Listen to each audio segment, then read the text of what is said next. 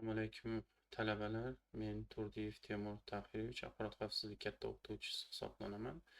Sizlarga kiber xavfsizlik asoslari fanidan ma'ruzachi o'qituvchisi hisoblanaman. Bugun sizlar bilan dastlabki birinchi ma'ruzamiz hisoblanadi. Shuning uchun sizlar bilan dastlab o'quv yuklamasi bilan tanishib olamiz. O'quv yuklamasi ma'ruza 30 soatdan iborat. Amaliy ishlar 42 soatdan iborat. Mustaqil ishlari 108 soatdan iborat. Jami 180 soatdan iborat o'quv yuklamamiz. Endi sizlar bilan baholash mezoni bilan tanishib o'tamiz. Semestr davomida jami 50 ball to'plashlaringiz kerak bo'ladi, ya'ni 50% degani. Bunda 10%, ya'ni 10 ball referat tayyorlash uchun, ya'ni mustaqil ishlaringiz uchun, amaliy ishlaringiz uchun 30 ball, ya'ni 30% hisoblanadi. Oraliq nazorati uchun bitta oraliq nazorati bo'ladi, 10 ball, ya'ni 10%. Va yakuniy ishlar bo'lib o'tadi. Yakuniy nazorat bo'ladi. Bu 50 ball hisoblanadi, ya'ni 50%. Bu yerda yana bitta nimalarni aytib o'taman. Ko'chirmachilikka bu yerda yo'l qo'yilmaydi. Yo'l qo'yiladigan bo'lsa, demak, kredit foizidan ushlab qolinadi, berilmaydi kredit nimasi bali. Xo'p, demak, ushbu kiber xavfsizlik asoslari bu yerda foydalanilgan adabiyotlarni ko'rib turibsizlar. Kiber xavfsizlik asoslari, ya'ni G'ani va Xudoyqulov tomonidan yozilgan kitoblar, o'zbekchasi va ruscha varianti. Ushbu adabiyotlardan foydalanishlaringiz mumkin. Demak, bugun sizlar bilan birinchi ma'ruzamiz. Birinchi ma'ruza kiber xavfsizlik faniga kirish, ya'ni kiber xavfsizlik haqida tushunchalarga ega bo'lamiz. Bugungi darsimizda, demak, fanga kirish. Xo'p, endi xavfsizlik o'zi nima? Xavfsizlik bu yerda, ya'ni dictionary.com saytida security so'zini ikkiga bo'lingan. Bu yerda birinchisi tahdid yoki xavfdan ozod degan ma'nolarni beradi, ya'ni xavfsiz degan. Ikkinchidan bu shubhadan, xavotirdan yoki qo'rquvdan xoli, ya'ni ishonish degan ma'nolarni beradi, ya'ni xavfsizligimiz. Demak, bu yerda kutilgan kirish amalga oshirilsa, tizim ma'qul natijani hosil qiladi. Bu nima hisoblanadi? Tizim to'g'riligi hisoblanadi. Ya'ni kirish amalga oshirildi, tizim ma'qul natijasini hosil qildi. Ya'ni muvaffaqiyatli saytga kirganimiz bu tizim to'g'riligi hisoblanadi. Xo'p, endi xavfsizlik deganda bu yerda buzg'unchi kutilmagan kirishni amalga oshirsa, tizim ishida buzilish bo'lmaydi. Bu xavfsizlik deb tushuniladi. Xo'p, endi bu yerda axborot xavfsizligining hayotga doir bitta misol keltirilgan. Alisa, Bob va uchinchi shaxs bu yerda buzg'unchi hisoblanadi.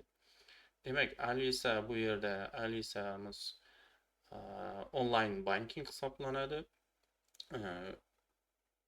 Bank menejeri.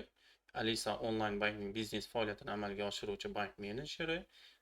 Demak, Bob esa bizda Alisaning mijozi hisoblanadi. Demak, 3D bu yerda uchinchi shaxs buzg'unchi hisoblanadi. Xo'p, kiber xavfsizlik yana nima deganda, endi biz hozirda kelib kelgan yangi tushunchalardan biri hisoblanmaydi. Buni hamma biladi. Kiber xavfsizlik ko'pchilik biladi, nima qanday ma'nolarni berishini. Demak, xususan bu yerda Cyber Security 2017-yildagi tarifiga binoan, Joint Task Force kompaniyasining tarifiga binoan kiber xavfsizlikka quyidagicha ta'riflarni berib o'tgan. Demak, kiber xavfsizlik hisoblashga asoslangan bilim sohasi hisoblanadi. Buzg'unchilar mavjud bo'lgan sharoitda amallarni kafolatlash uchun va o'zida texnologiya, inson, axborot va jarayonni mujamlashtirgan jarayon hisoblanadi. Bu kiber xavfsizlik ekan. Ya'ni Cyber Security 2017-yildagi Joint Task Force kompaniyasining tarifiga ko'ra, bu xavfsiz kompyuter tizimlarini yaratish, amalga oshirish, tahlil qilish va testlashni nima qiladiki, o'z ichiga oladi. ya'ni yaratish, amalga oshirish, kompyuter tizimlarida yaratish, amalga oshirish, tahlil qilish va testlashni. Hop, yana ta'lim sohasida qaraydigan bo'lsak, ya'ni ta'limning o'zi ichida kiberxavfsizlik ta'limni mujassamlashganiga bilim sohasiga o'z ichiga oladi qonuniy jihatlarni, siyosatni, inson omilini, etika va risklarni boshqarishni o'z ichiga oladi. Hop, ya'ni keyingi kompaniyalardan biri bu tarmoq bo'yicha faoliyat yuritadigan Cisco tashkiloti, buni eshitgan bo'lishingiz kerak. Cisco tashkiloti esa kiberxavfsizlikka quyidagicha ta'riflarni berib o'tgan. Demak, tizimlarni, tarmoqlarni va dasturlarni raqamli hujumlardan himoyalash amaliyoti deb ta'rif berib o'tgan Cisco tashkiloti kiberxavfsizlikka. Demak, bu kiberxavfsizlik hujumi odatda maxfiy axborotni boshqarish, almashtirish yoki yo'q qilishni, foydalanuvchidan pul undirishni yoki normal ish faoliyatini o'sib qo'yishni nima qiladi? Maqsad qilib oladi. Hozirgi kunda demak, kiberxavfsizlik choralarini amalga oshirish insonlarga qaraganda qurilmalar sonining ko'pligi, biz bilamiz, qurilmalarimiz hamma joyda faqat qurilma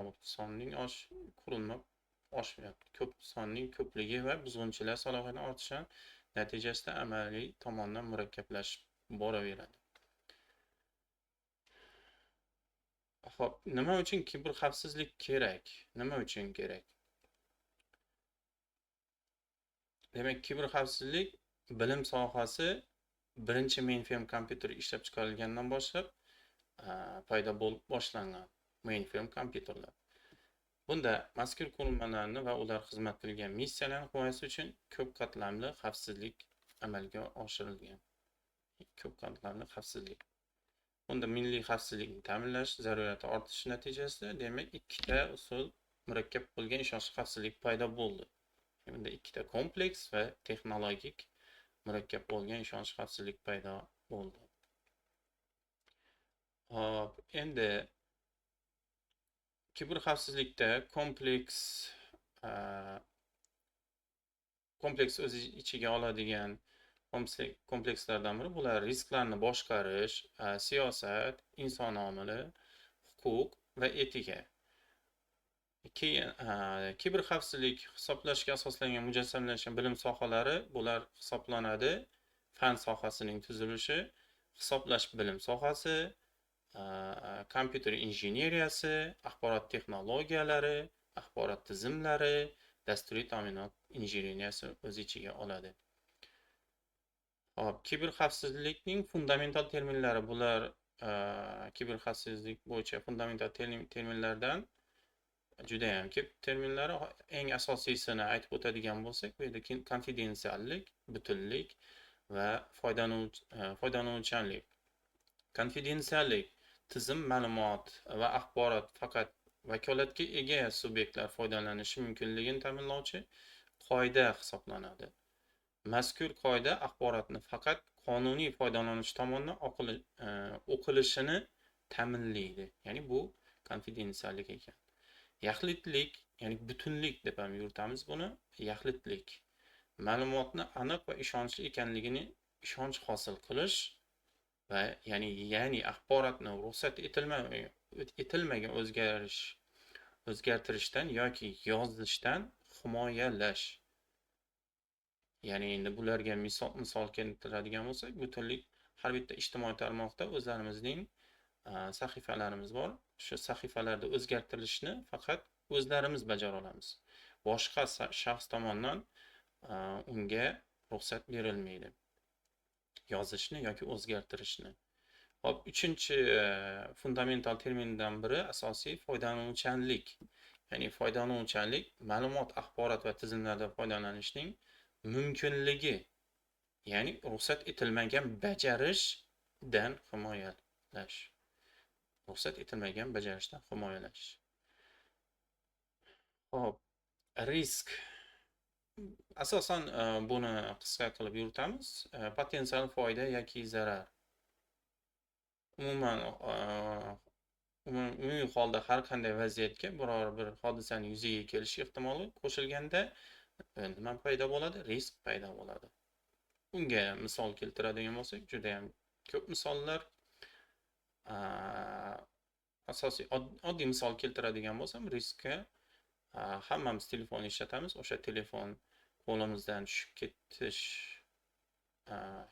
kuzatilsa, endi mana shu yerda risk paydo bo'ladi. Agar tushib ketib zarar yetsa, buni bilamiz.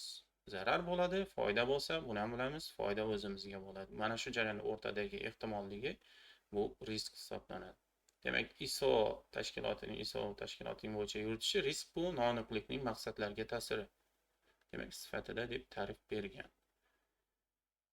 Kiberxavfsizlikda ya'ni axborot xavfsizligida risklar asosan salbiy ko'rinishda qaraladi. Xo'p, keyingi fundamental terminlardan biri hujumchi kabi fikrlash. Hujumchi kabi fikrlash. Ya'ni nima deymiz? Hacker deymizmi? Bu bo'lishi mumkin bo'lgan xavfni oldini olish maqsadida qonuniy foydalanuvchining hujumchi kabi fikrlash jarayoni hisoblanadi. Ya'ni biz ham sayt yaratayotgan paytimizda o'zimiz ham sinab ko'rish uchun hujum qilishimiz kerak bo'ladi. Bunda yaxshi insonlar yomon inson kabi o'ylashi kerak. Mana hujumchining qiladigan ishi. Xo'p, militsiya xodimi bu yerda misollar keltirilgan. Militsiya xodimi kriminal haqida bilishi va tushunishi kerak. To'g'rimi? To'g'ri. Xo'p, keyingi fundamental terminlardan biri bular tizimli fikrlash.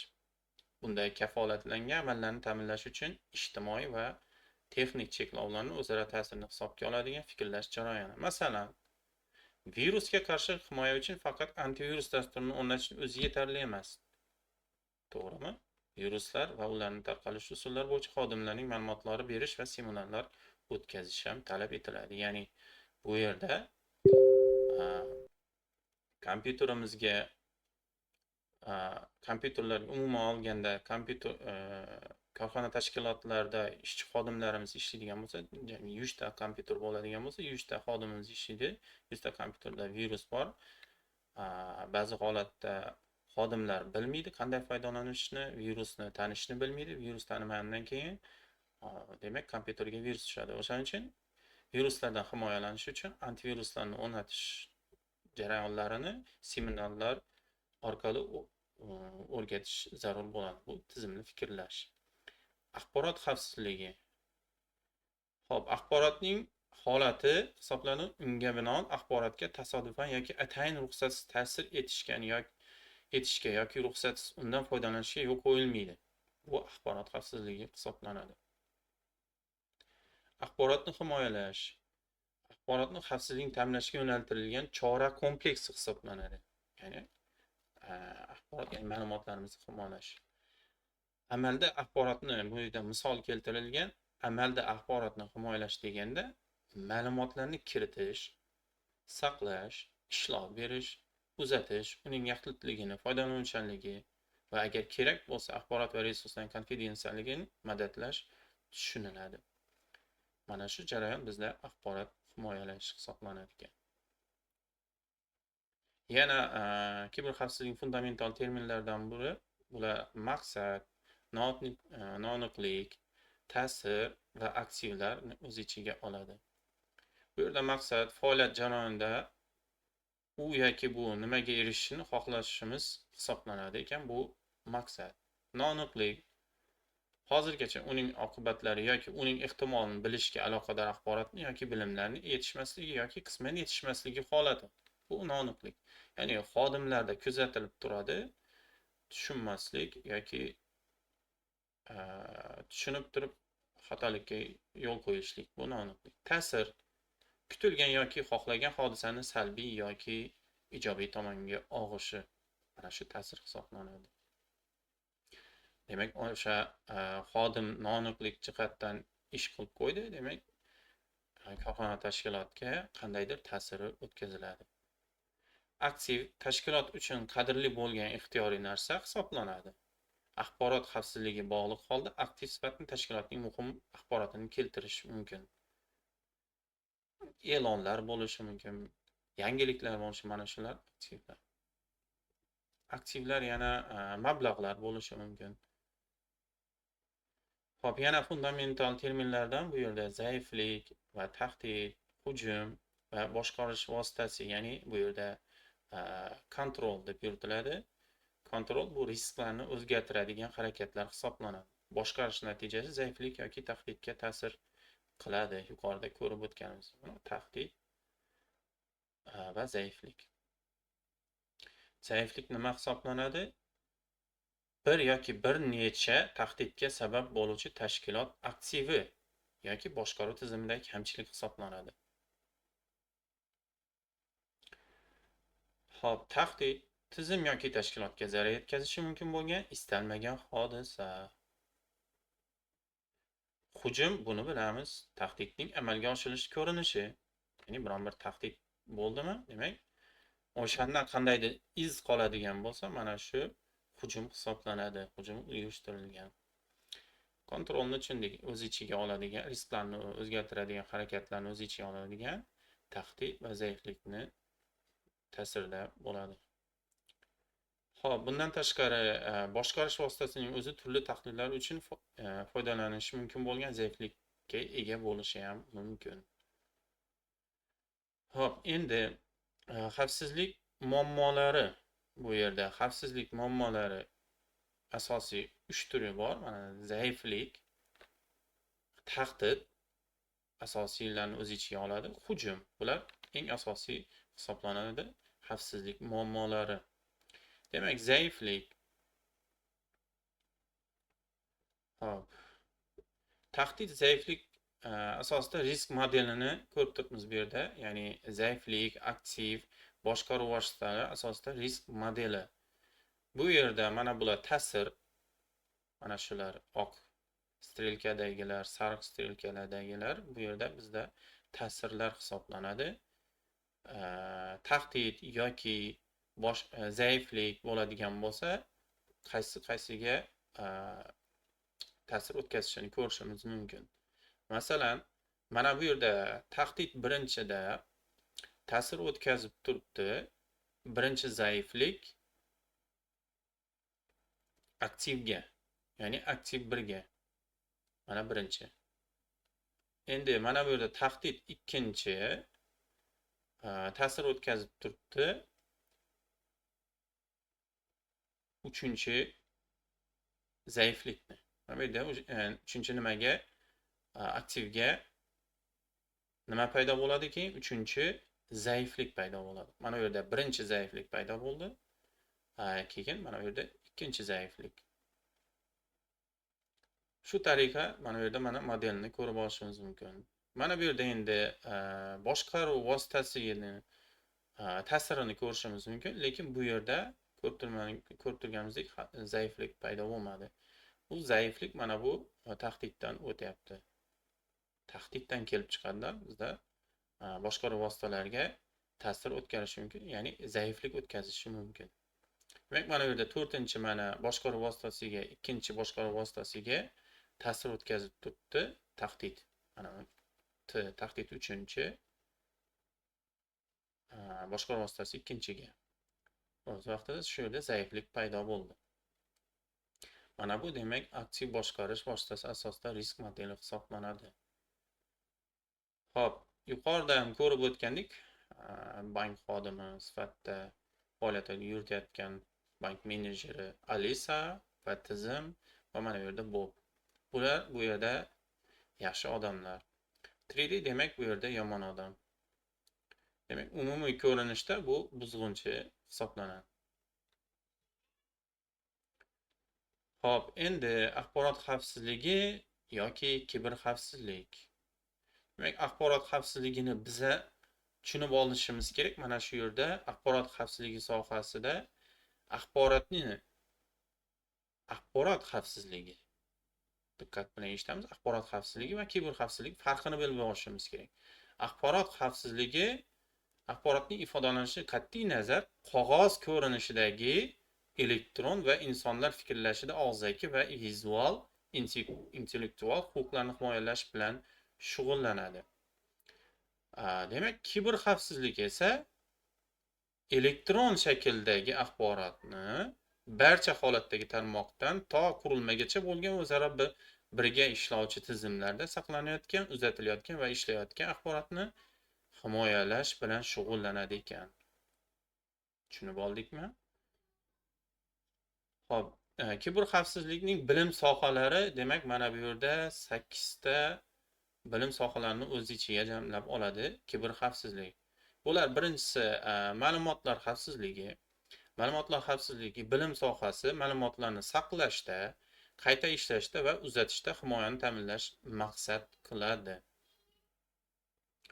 Bunda mazkur bilim sohasida himoyani to'liq amalga oshirish uchun matematik va